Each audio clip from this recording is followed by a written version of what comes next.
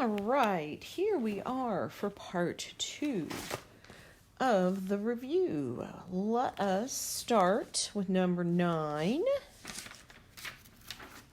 silver chloride.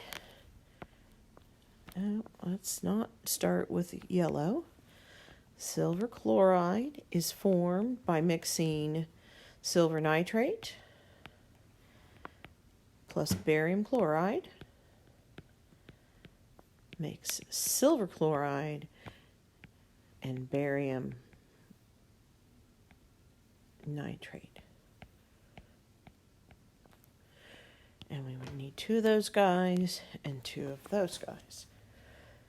So, what are we solving for? It asks us what volume, this is what our unknown is, what volume of barium chloride.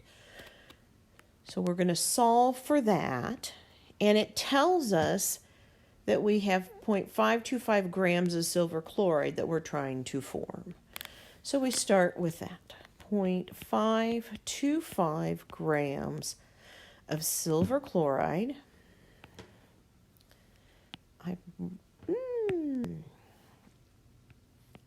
Hang on. AgCl. The molar mass of silver chloride is 143.32 grams per mole.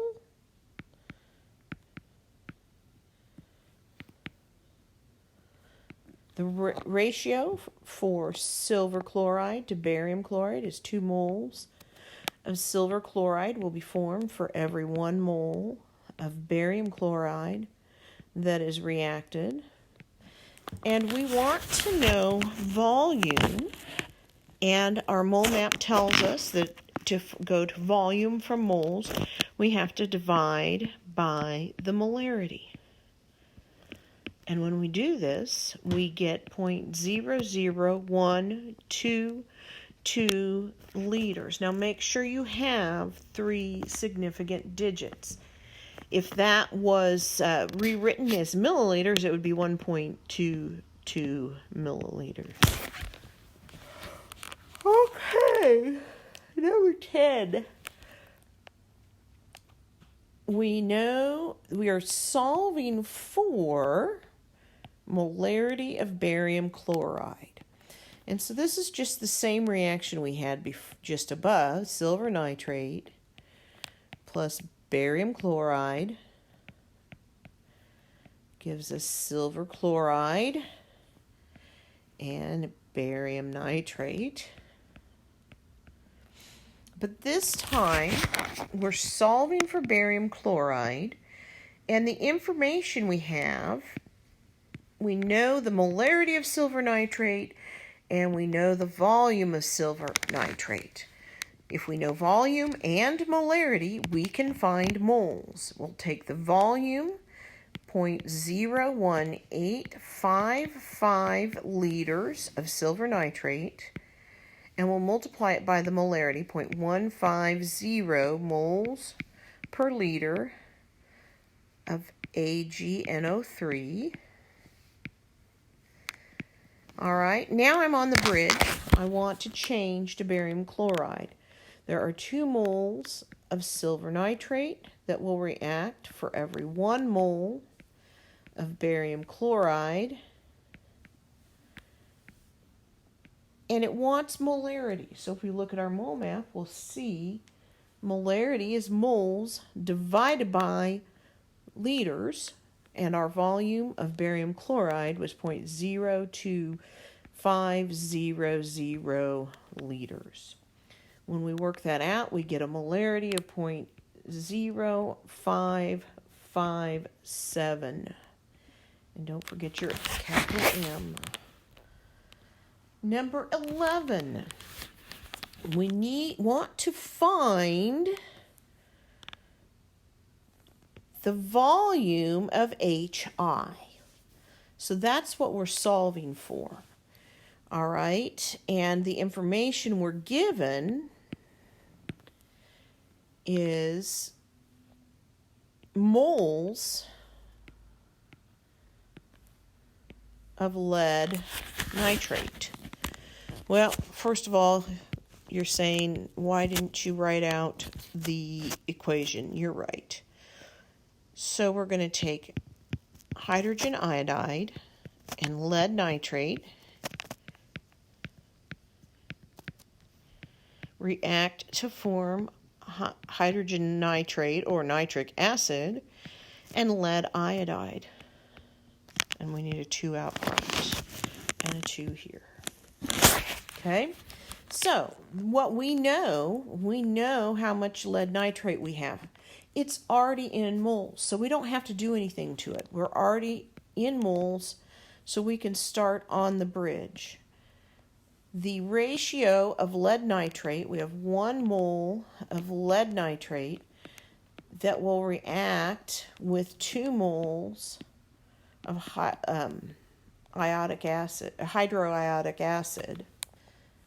because this is what I'm sorry, that should be green. We're solving for that. All right, and then now we're in moles of hydroiodic acid, and we want to go to milliliters. How do I change moles to liters? Well, if you look at your mole map, you divide by the molarity, 3.550. Molarity is moles over liters, so we write it like that. And that gives us 0.394 molar solution. Okay, if you look at the answer key that I put online, I labeled it liters and not molarity. I made a mistake. Oh. Number 12. Propane burns according to the following equation. So we've got the equation. What mass of water vapor? So this is our unknown. This is what we're solving for. And we are told we have 3 liters of propane. So 3 liters of C3H8. And we want to change to moles. Well, it's not at STP, so we can't divide by the molar volume. So we'll just have to solve using PV equals nRT. I'm actually going to take that out. PV equals nRT, we're solving for N.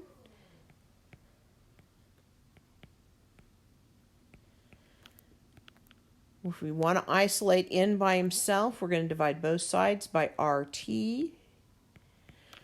So we'll take P times, or this is V times P, and our pressure is 0.97 atm, divided by R, which is the ideal gas constant that you can look up.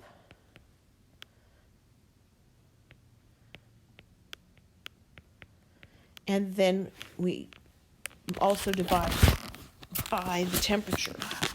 And the temperature is 23,296. When we do that, we get 0.1197 moles of C3H8. Okay, now I'm on the bridge. I'm solving for water, so water vapor is going to go up here. And I know that I had 1 mole of propane that reacted to form 4 moles of water. Okay, and we want mass. So now we're going to multiply by the molar mass, 18.02 grams in 1 mole. And we get 1,750